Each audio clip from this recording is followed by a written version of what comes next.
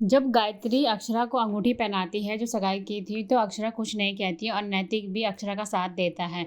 उसके बाद जब गायत्री वहाँ से चली जाती है तो अक्षरा कहती है कि ये हमने सही नहीं किया, हमने माँ से झूठ बोला।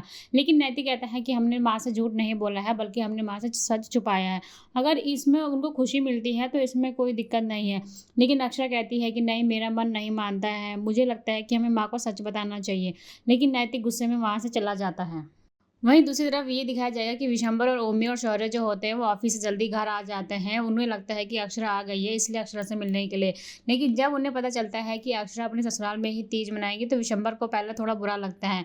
लेकिन दादी समझा देती है कि अब अक्षरा जो है वो थोड़ी बड़ी हो गई है और वो किसी के परिवार की बहू है, जिससे कि उसकी जिम्मेदारी है। इसलिए उसने ऐसा फैसला लिया कि वो मायके ना आके ससुराल में ही तीज मनाएगी। उसके बाद विशंबर थोड़ा वो हो जाता है चुप, लेकिन उसके बाद वो अपने कमरे में चला जाता है। वहीं दूसरी तरफ राशि भी जाती है। राशि को परेशान देख के विशंबर उसको समझाता है कि अक्षरा ने जो भी फैसला लिया है एकदम सही लिया है। लेकिन फिर भी जो राशि होती है वो काफ़ी परेशान होती है। उसको काफ़ी दुख होता है कि अक्षरा जो है अपने मायके नहीं आई है।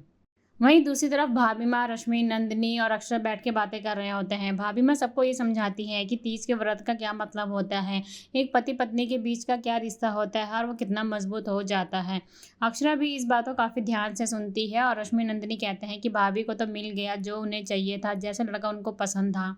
वहीं दूसरी तरफ जो शौर्य ऑफिस से आके अपने कपड़े चेंज कर ही रहा होता है, तभी जाके वर्षा जो होती है वो एकदम चुप हो जाती है। उसके बाद शौर्य उससे कहता है कि क्या हुआ वर्षा, तो वर्षा बताती है कि माँ चाहती है कि घर में एक छोटा बच्चा है, जिससे कि अक्षरा की जो कमी है वो थोड़ी कम उन्हें महसूस हो, क्योंकि वो छोटी छोटी बात पे मायूस हो जा रही है। और वो चाहती है कि घर में अगर एक बच्चा होगा तो ये सारी चीज़ें नहीं होंगी। उसके बाद शौर्य कहता है कि मैंने तो सोचा था कि नानी के जाने से ही सारी चीज़ें बंद हो जाएगी, लेकिन वर्षा मैं तुम्हें पहले ही बता चुका हूँ कि मैं अभी बच्चा नहीं चाहता हूँ, क्योंकि बच्चे आने से मेरे ऊपर और ज़िम्मेदारी बढ़ जाएँगी और अभी-अभी मैंने बाबूजी और काका के साथ बिज़नेस जॉइन किया है। और वह वर्षा से भी यही कहता है कि तुम भी अभी 20-22 साल की हो और अभी तुम्हारी ग्रेजुएशन भी कंप्लीट नहीं हुई हो। इतनी छोटी-सी उम्र में इतनी बड़ी ज़िम्मेदारी लेना क्या सही है या क्या नहीं? उसके बाद वर्षा कहती है कि मुझे समझ नहीं आ रहा है कि मैं क्या करूँ? उसके बाद शौर्य ये कहता है कि मैं माँ से बात करूँ, लेकिन वर्षा मना कर देती है और कहती है कि ऐसा अच्छा नहीं लगता है, मैं ही कुछ सोचती हूँ। वहीं दूसरी तरफ सुमित्रा और ओमी भी बात करते हैं और बताते हैं कि भाभी चाहती है कि वर्षा और शौर्य जो है जल्दी से बच्चा कर ले, ताकि इस घर में जो बच्चे की किलकारी गूंजे, ताकि भाभी जो है छोटी छोटी बात में मायूस ना हो, उन्हें अक्षर की याद ना आए। लेकिन ओमी कहता है कि सिर्फ भाभी के कहने से क्या होता है और उनके चाहने से क्या होता है। शौर्य और वर्षा का फैसला होना चाहिए, ये क्या किसी ने उनसे पूछा कि वो दोनों क्या चाहते हैं।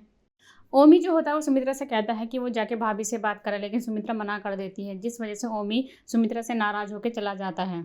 वहीं दूसरी तरफ अक्षरा भी काफ़ी परेशान होती है कि उन्होंने मतलब उसकी सास से झूठ बोला है कि अंगूठी के बारे में।